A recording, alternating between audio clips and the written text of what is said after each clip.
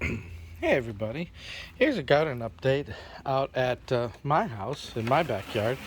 The garden that you normally are watching is in my mom's house, but did a little work here now. We are well in the middle of May, and so the temperature is very nice. But, if you remember back in February, Texas had a very bad ice storm and cold weather. And as you can see here, this is the fig tree that got frostbit, and the wood, the tree died at that level. I had, many years to get the fig trees this big, and you can see how thick those trunks are. But that cold snap was 3 or 4 days of down to zero, and so the fig tree just couldn't handle it. Now, the good thing is you can see that from the ground, the fig didn't die and it has new shoots coming up. But that means I have to really cut back the old wood and give this a chance. So that's what I've done today. You can see where I've cut the big branches down, and I also thin these out because there's lots of little shoots. So I want to have the stronger shoots come up and get bigger. So you can see that my 3 fig trees, I've kind of done that now. So I've got some new shoots here, and we'll give them a chance to grow and get big. But it's really sad that, you know, because at this point last year, we had some nice big figs. I mean, finally, the fig trees were producing what you would consider normal big figs and stuff like that. And there was always a competition between us and the birds of who's going to get them first. So this is going to set us back a little bit, because it's going to take time for these new shoots to come up and get as big and prolific as what it was before. So we've got that done. As you can see, my garden here is not much of a garden yet because most of my concentration has been at my mom's house, where I put a lot of time and effort and money and resources into turning the whole backyard into a garden. Now, as you can see here, I've got tree issues. This big tree here, now that it's spring, is just big, and it was just a little twig when I planted it years ago, and now it's just kind of overtaken this corner. Now that's going to cause issues if I try to have a garden, and that's going to and that's going to cast a shade over maybe some of the stuff that I plant. So I really need to get this trimmed, and I have a person who trims trees in my area. He could probably come in here and, as you can see, take out some of these bottom ones and let the tree go up and over and take away these low-hanging ones. Now, my garden, before I ever started doing video, I used the cinder blocks as the borders. Most people are doing, wood and stuff like that, which is fine. And that's what I kind of did at my mom's house.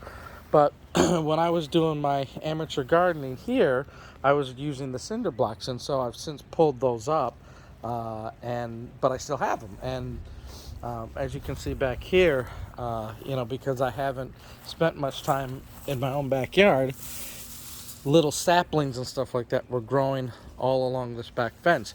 I used to have on this back fence blackberries, and they grew fairly well, but I'm not going to put blackberries there. But I really do need to clear that area out.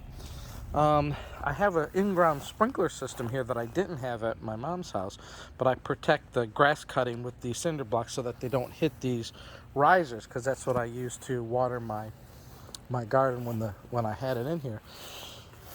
As you can see, I got lots of more cinder blocks and border blocks that I'll reuse here.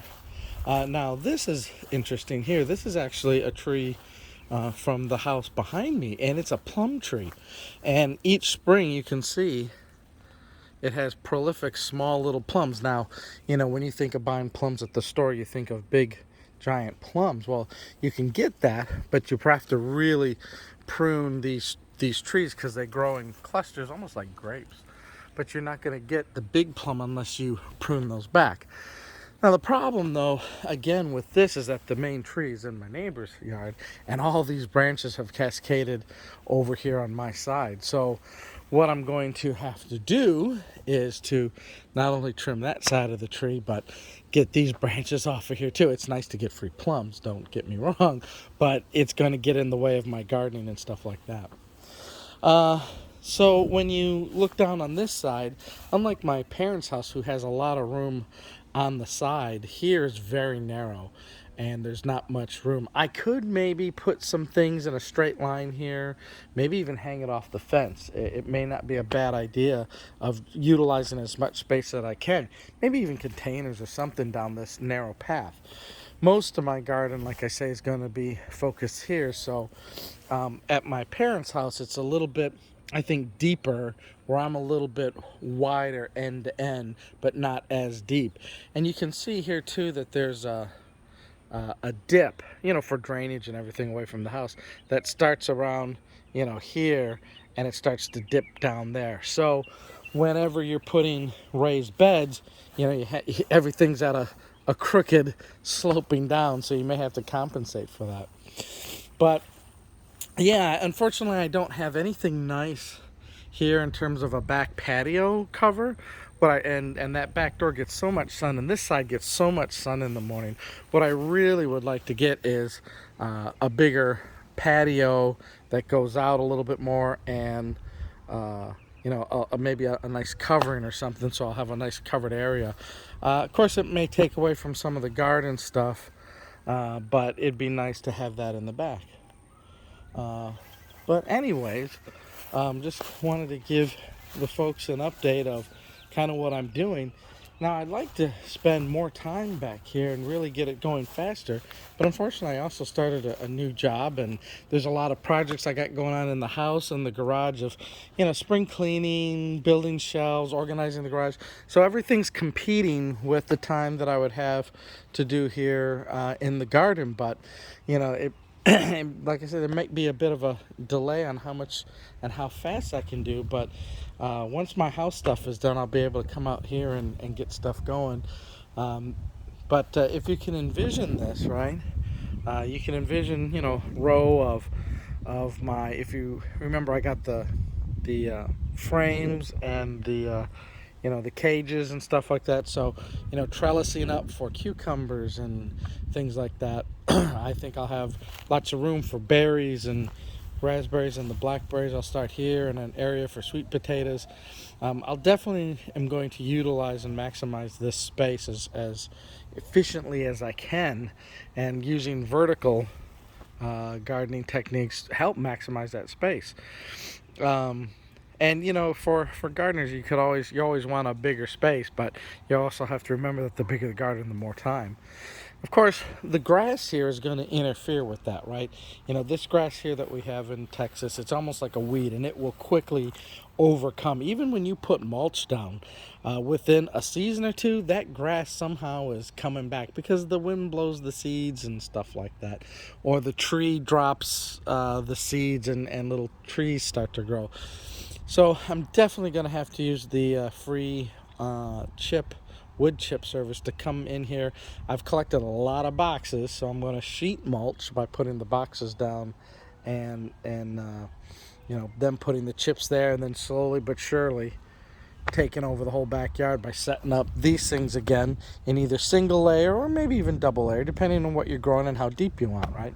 When you look at this depth here, that's quite well for tomatoes and peppers and anything that grows up. And even if you think of carrots and stuff like that, that's not a bad depth. And like I say, you could add another layer just to get a bit more depth, so you get that good rich soil for things like beets and carrots and whatnot. But these cinder blocks are good because they won't wear out and they're indestructible. And like Lego blocks, you can mix and match and move them around.